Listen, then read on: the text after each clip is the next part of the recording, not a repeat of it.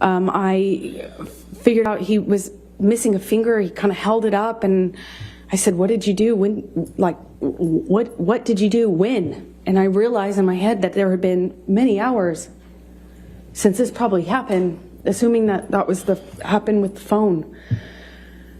In any case, I knew it had been way too long, that he had this, that he was bleeding, and I said, "I'm going to call 911 if you don't call Jerry now." I still don't recall which of us called Jerry Judge, his security. At some point we went upstairs. He came upstairs, but he went up to the third floor while I was in the main floor, the entry-level floor. I went to make him a cup of coffee because he was demanding more Red Bull, and I was thinking that's probably not a good idea. I don't know why coffee would be so much better, but in my head it was. I thought maybe, I don't know, sober him up, or I don't know. Help was coming though, and I remember I made him coffee. As soon as I handed it to him, he threw it at the TV and started screaming again. It was like back to square one. Shortly after that, security arrives. I don't know how long, maybe a few seconds or minutes went by, not long, but they kind of find Johnny, or Johnny finds them walking out of the front door, and they were trying to figure out what was going on. And as they were kind of looking at him and trying to figure out what the heck was going on, Johnny took his out of his pants and started trying to pee or peeing outside of the house, saying that he had more messages for me. And this is in front of security.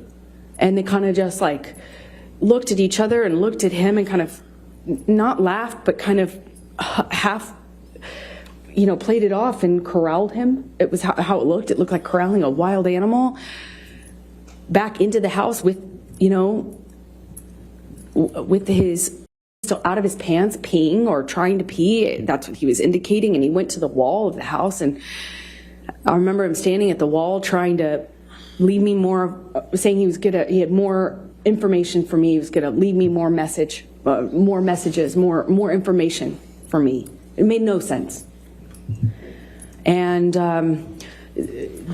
Jerry Judge, his security, and one of the nurses, shortly after, I think they put me in the theater room, but shortly after, I remember talking to one of the nurses, and she was trying to give me drugs to sedate me. Objection, Your Honor. Hearsay. Trying to give her drugs. She didn't say anything. Thank you. Keep going. And I just remember crying and rejecting what they were trying to give me, and fighting with them about how much they were trying to give me. I felt like I needed to figure out what was happening with my life, what was happening with Johnny. I didn't know if he was okay. I didn't know. I actually had no idea, like, could this be something he could die from? If anything, just the drugs and the alcohol.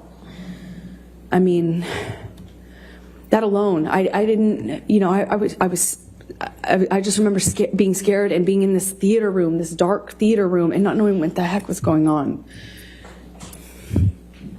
I eventually was taken up to my room by one of the nurses, and I'm sorry, Debbie,